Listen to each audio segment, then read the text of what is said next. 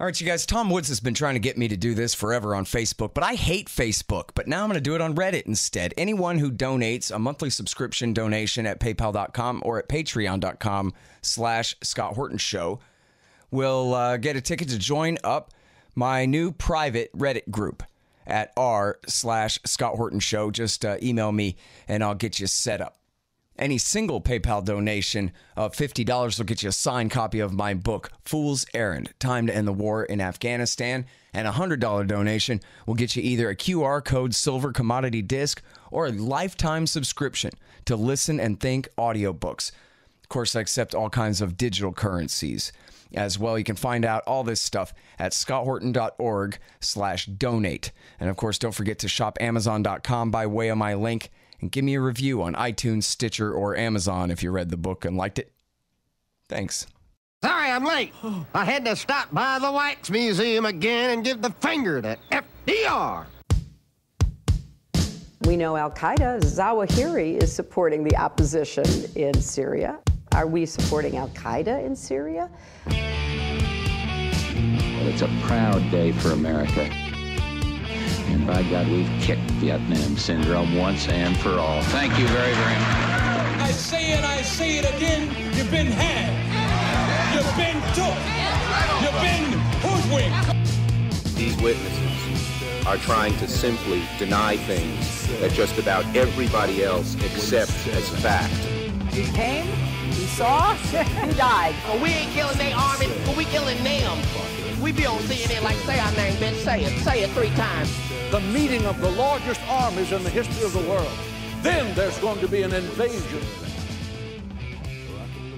All right, you guys, time to welcome back Phil Giraldi to the show. It's been way too long. He writes for uns.com, of course, and he is the executive director of the Council for the National Interest. Welcome back to the show. Phil, how are you? I'm great, Scott. How about you? I'm doing real good, man. Happy to have you here. So, we're running this article at antiwar.com today under the title, The Russian Hacking Indictment is a Joke. Over at uns.com, the official title is The Establishment Strikes Back. You have an interesting take on this. I guess there are quite a few people who have been saying things along the lines of, oh, yeah, well, let's see some evidence instead of just some assertions. But you're just balking at the assertions. This makes no sense to you? Yeah, that's pretty much true. I mean, there are a whole bunch of things about this indictment that smell bad, and the first thing I cite is the timing. I mean, the fact that they would release this indictment, which is in no way time sensitive, 3 days before Trump was supposed to be meeting with the Russian president. That tells you right off the bat that it's a political statement, and essentially they were trying to make sure that Trump wouldn't probably come to some kind of deal with Putin, which, of course, this is why the article Establishment Strikes Back, because the establishment, that's its worst nightmare. Yeah. Well, apparently so. Well, let's go ahead and go with that for a second. Why is that their worst nightmare? Well, because obviously as we construe the establishment in terms of a function of the military-industrial congressional Congress that it really needs money and it needs power and it needs authority to keep going, and they always need an enemy. And the enemy has, for a long time, gone here and there. Where Saddam Hussein was the enemy, but Russia is always the first choice because Russia is a country that palpably is a threat to the United States militarily.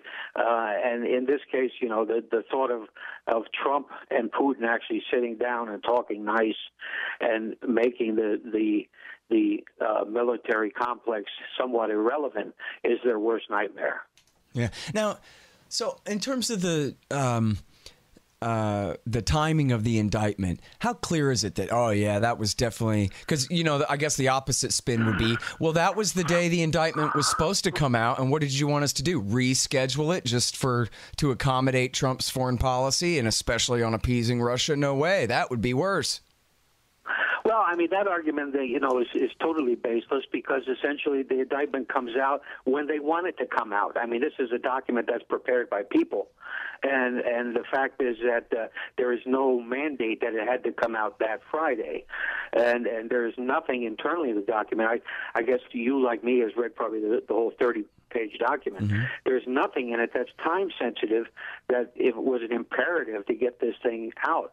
So it was purely a political decision on the part of the Justice Department to release this, and that was a signal being sent. And well, and it made a huge difference, right? I mean, think of how different the narrative would have been. I mean, already we have the whole Russiagate story, obviously, but with the indictment coming out just 2 days before the meeting, 3 days, it completely, cranked up the negative coverage on TV and everything by 100 or something. Oh, absolutely. I mean, my wife and I were watching the CNN coverage before the press conference in Helsinki, and it was repeated comments from the 3 or 4 people that were there about this indictment coming out and this indictment proving the case that Russia had done it, and so on and so forth. So this gave a lot of ammunition to the people that wanted to shoot down the importance of this whole meeting in Helsinki, and they cited it over and over and over again. New York Times, Washington Post, it was everywhere. So the fact was, this was incredible ammunition that was given to people who don't want rapprochement with Russia. Mm. Well, and now back to your point about the motive here, I was reminded, talking with Andrew Coburn the other day, he had this report in Harper's back in, I guess it was a few years ago now, where he talked about, and he had a source who was there, a lobbyist who was there at this meeting in Crystal City. And his source, I guess, wasn't an arms merchant, but everybody else there was, or were lobbyists representing the arms dealers in D.C. And this was the day that the Russians seized the Crimean Peninsula, without killing anyone, by the way. But the day they did, and he said it was, I think the word was euphoria there in Crystal City. This was the most exciting thing in the whole world. That, bombing helpless brown peasants in Afghanistan or Iraq, that's one thing. But selling aircraft carriers and long-range bombers and all these huge big-ticket items, arming up the Eastern European NATO vassal states and all this stuff, that's where the real money's at. Forget the Taliban.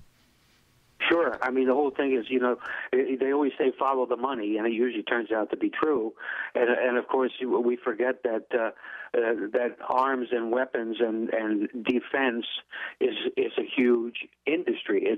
It's the biggest industry in the United States, and these people have a stake in having this go the way they want it to go. And unfortunately, there are a lot of people in Congress and in the media that support that view. All right, so actually, before we get into the nuts and bolts of the indictment, you want to give us kind of an overview of how you look at this entire Russiagate thing here?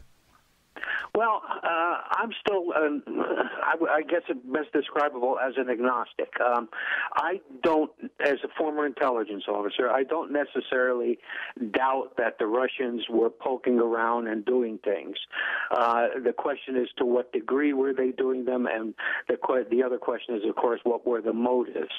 And so I believe that, yeah, there could be something there.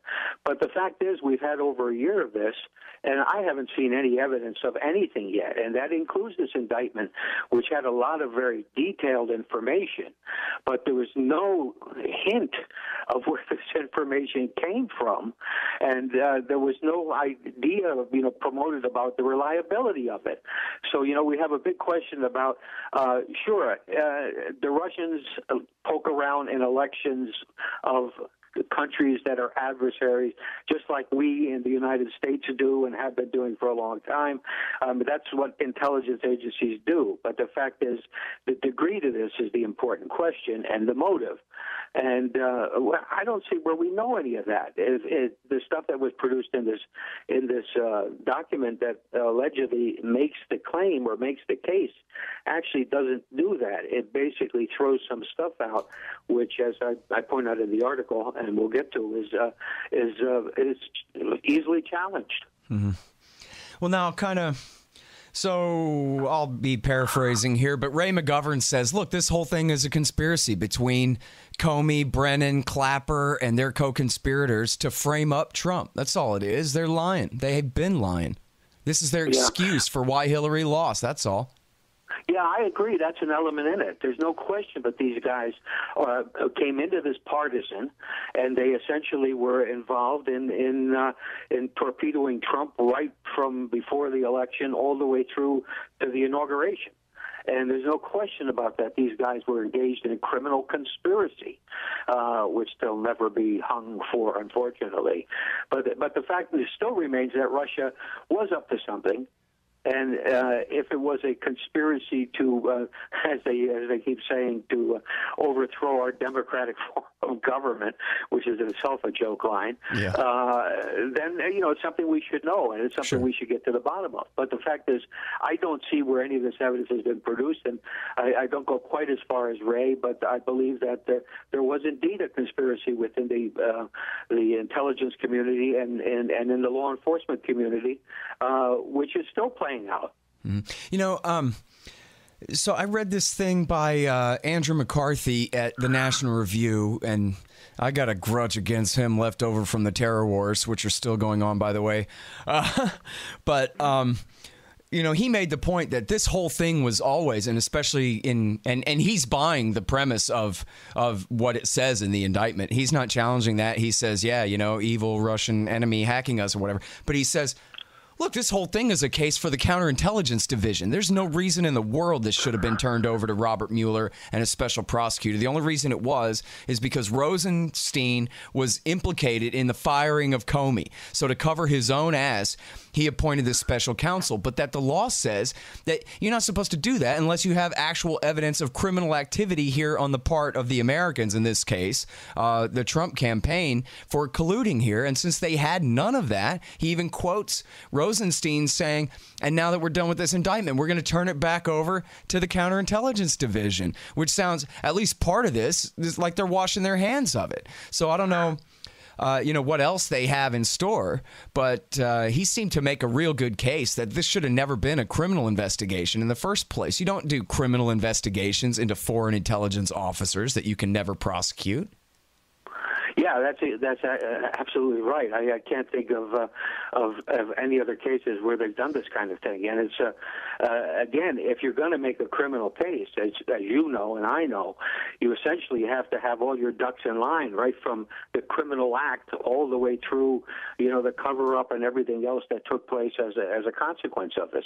Because when you get to court, if, say, one of these Russians were to be produced by Putin, they would have to have disclosure. They would have to have cross questioning of sources and stuff like that. They would never be able to sustain this case. So the whole thing is, which is one of the points I make in my article, so the whole thing is ridiculous. I mean, there's just no way that this is a sustainable legal case on criminal activity. They haven't demonstrated that at all. All right, now, so what do you make about all the accusations about the GRU and who these guys are and how they did what they did in there? I mean, other than, obviously, like you're saying, it's all unproven. It's just a bunch of claims. But you kind of make some judgments about that in the article as well. Yeah, I basically say that as, looking at it as a former intelligence officer, laying out the names and the jobs and the activities of all these people, these GRU officers, the 12 of them, suggests that you had some kind of penetration of either the GRU or of the Russian government at the level of Putin. And if you had that kind of penetration, you're going to spell it out in an indictment, because the first thing that happens is the Russians will find out where the leak is, and you will no longer have any information coming out of those sources. So it's from an intelligence point of view, it's ridiculous. I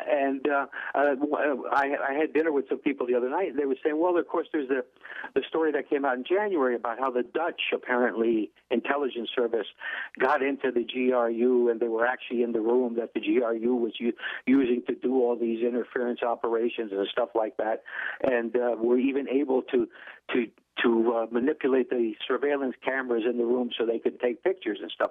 But this is kind of this smacks to me of a cover story. You don't reveal, if you have that kind of access to information at the high level, you don't reveal any of it. So none of this makes sense. And I just don't see where, we would be exposing this kind of information if this were all for real. They're certainly assuming that the Russians will not produce anybody in court.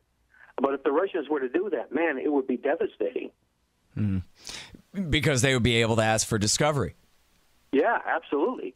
They would demand to know, where does this all come from? How credible is it? And, that would blow up the whole thing.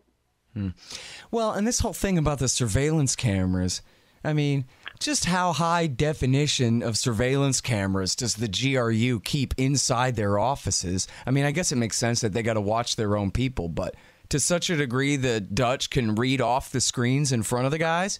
Or what? You know what I mean? Exactly. Yeah, exactly. That's another element of it. You know how surveillance cameras work, and they're not going to be that detailed. And unless the Russians are going around referring to each other by their names, how do you pick up who they are? I mean, this is another question. I mean, all this stuff. So I hypothesized that this whole list is probably something that was dreamed up either by the CIA or NSA with names of known GRU officers. Now that's not hard to get because they show up overseas. They travel. They do those kind of things. You can come up with names of GRU officers, and you put them all together and say this is a list of the guys who were guilty. Yep. And that makes the indictment look like, boy, this is really solid stuff. So, I just don't get it. Or alternatively, if the United States is able to hack into, the files of the GRU or something like that, by revealing that they know who these GRU guys are, again, they're destroying their own sources and methods, which in intelligence terms is the big no-no, the biggest crime you can commit. So I can't see how any of this makes sense. All right, y'all. Here's who sponsors this show. Mike Swanson, author of The War State, The Rise of the Military-Industrial Complex in America After World War II. It's just great. And also he gives investment advice at wallstreetwindow.com. Subscribe there. And when you do, you'll want to follow his advice and buy some precious metals for your savings. You go to Roberts & Roberts Brokerage Inc., rrbi.co, and tell them Scott sent you. Read No Dev, No Ops, No IT by Hussein Badakhshani. How to run your IT business like a libertarian. Zencash at zencash.com or zensystem.io and thebumpersticker.com. Stickers for your band or your business or whatever you need. Thebumpersticker.com. And if you want a new 2018 model website and you want to save some money, go to expanddesigns.com/Scott and you'll save $500. Well, okay, but so hypothetically, though, if it's an important enough case, they might have to burn a source or a method, right? That's a possibility. And, of course, I have never heard of anyone burning a source or a method, particularly at this kind of level. But it's certainly a possibility. But, again, this is something that would come out in discovery. And you wonder to what extent the United States would be willing to expose the background and how they did it and so on and so forth, if it's true. So there are a lot of things that are just very, very confusing about this whole thing. Well, and you say in here, everyone would be working in alias on standalone machines, and the transmission of information would be done using cutouts to break any chain of custody. You talk about this like this is just Spycraft 101. If you believe these guys are sitting around at GRU headquarters B or whatever it is, doing all of this in a way to get themselves caught like this, that's just crazy. They know there's such a thing as the National Security Agency. They would do better than this. They would send a guy with a thumb drive somewhere far away or something. Yeah, and if they wanted to overthrow our democracy, there wouldn't be 12 guys doing this in a room. There'd be 100 of them, and they'd be operating on these standalone machines that are not connected to networks.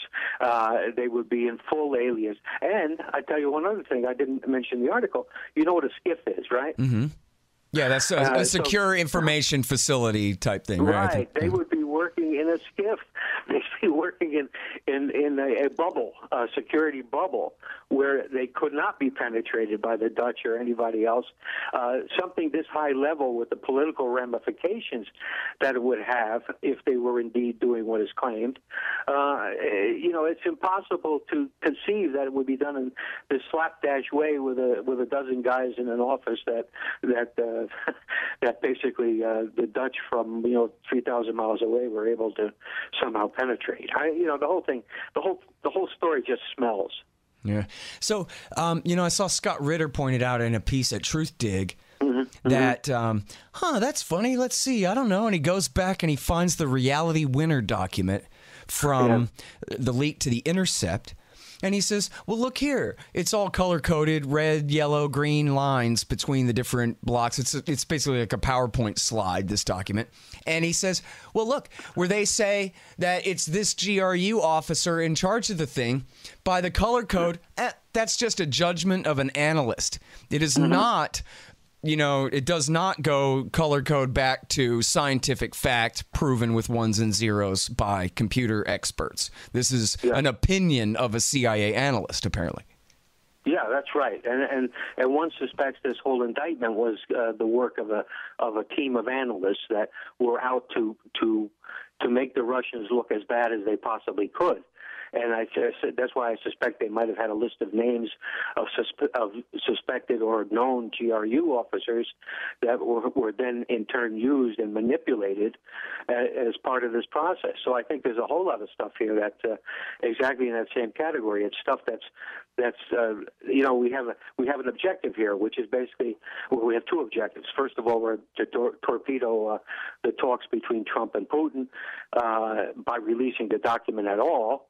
And the second objective is to make it look like the Russians were overthrowing our democracy and manipulating our election, and basically making it so that Hillary Clinton could not win. But these are political decisions that are made, and that's why the CIA and all these organizations these days are so fucked up. It's because they become politicized, and this has all happened in the last 15 years or so. Well, something here, too. I hate having to disclaim Phil, but I don't want people to misunderstand because I hate Donald Trump. He's a war criminal, and I've already judged him and found him guilty. And if it was up to me, he'd be buried under the supermax with George Bush and Barack Obama. I don't give a damn what happens to him. I am glad that Hillary Clinton's not the president for what that's worth, but it should have been Ron, not Donald goddamn Trump. So I don't want people to think that this is some defense of Trump. I don't know what your opinion is. Maybe, I know that you preferred him to Hillary, but I don't know exactly what you think of the guy. But I don't think this is really about Trump as much as it is about Russia.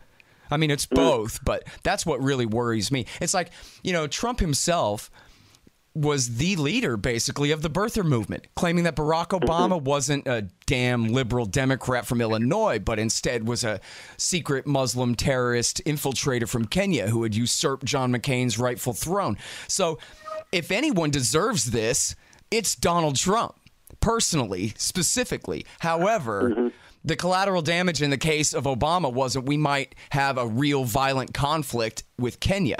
In this case, all of mankind's fate is in the balance here. Yeah. No, my opinion of Trump is the same as yours. I'm disgusted by him.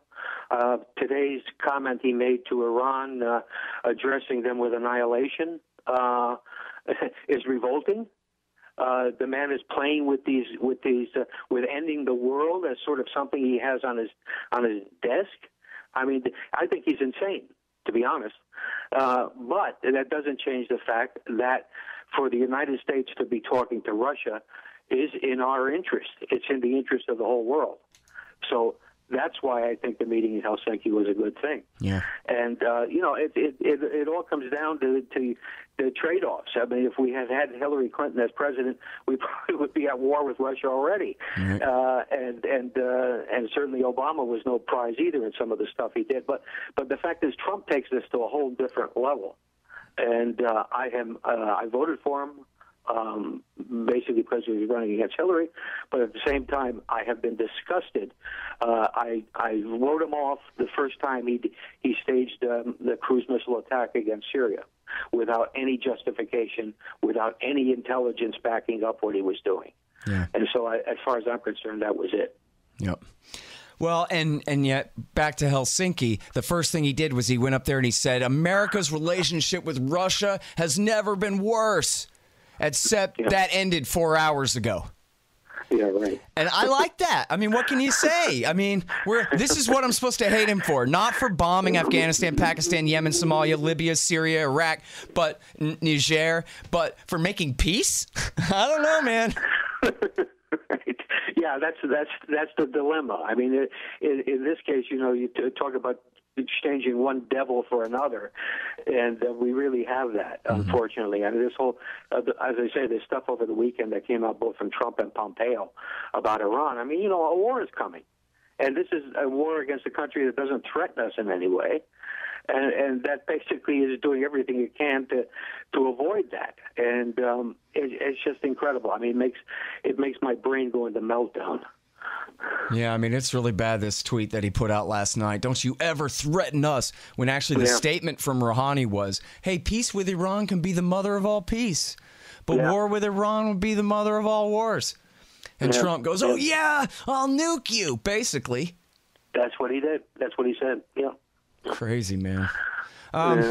Well, but so maybe you're just a traitor, Phil Giraldi, you and your opinions, because you and Jill Stein were there at that dinner and Putin showed up for a minute a few years ago, and so you must be compromised by the GRU yourself. What about that? In fact, you even went back to Russia recently, I guess probably to receive your marching orders. Yeah, that's right. It's all true.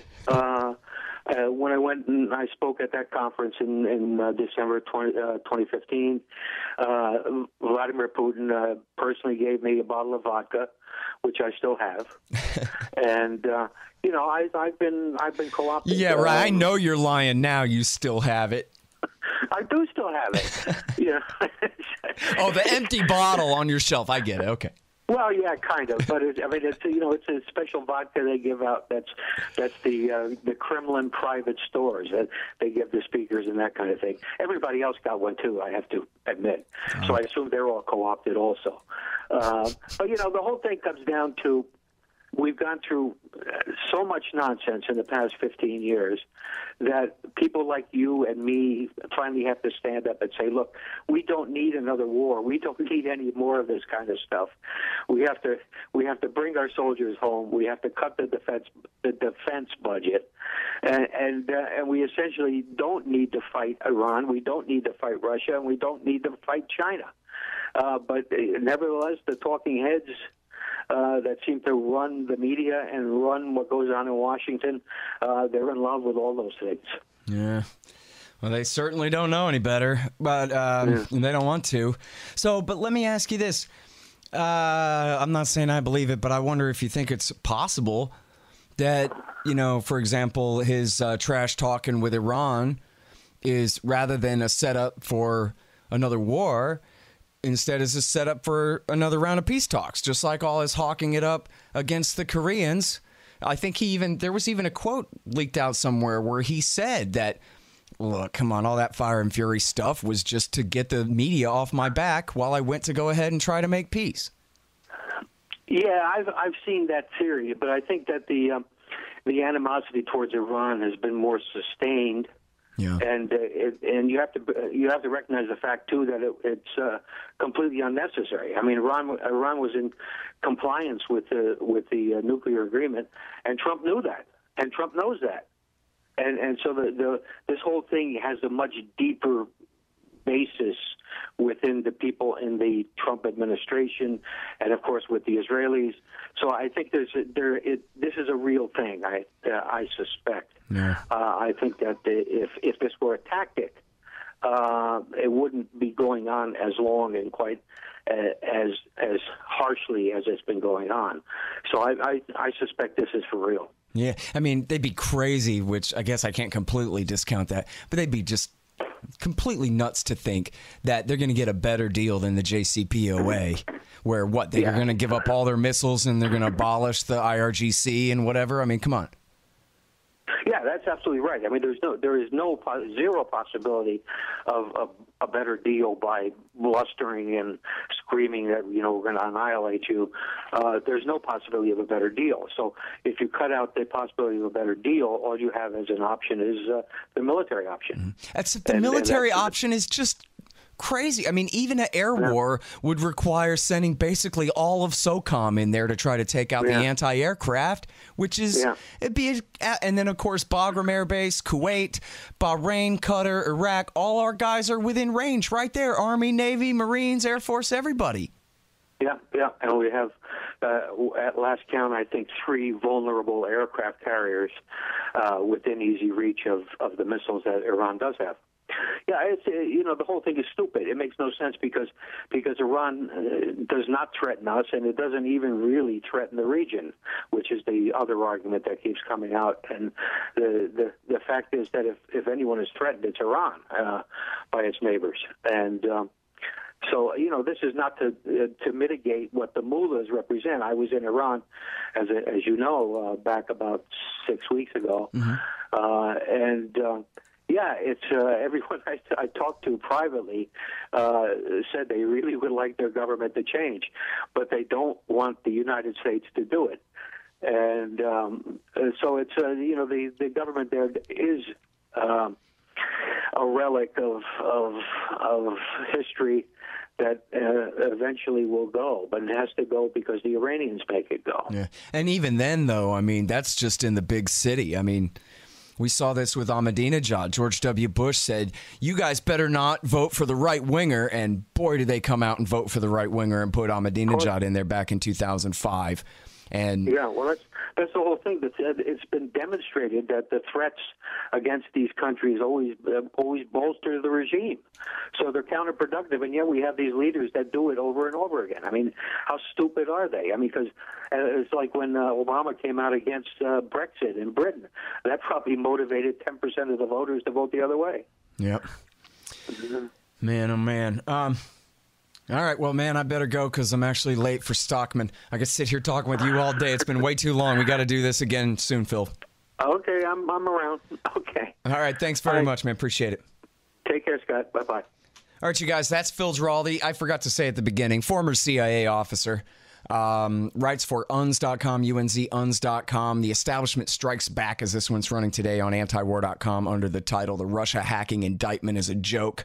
And also he runs the Council for the National Interest at councilforthenationalinterest.org. All right, y'all, that's it for the show. Check me out at libertarianinstitute.org, scotthorton.org, antiwar.com, twitter.com/Scott Horton Show. Appreciate it. And buy my book, Fool's Errand, Time to End the War in Afghanistan.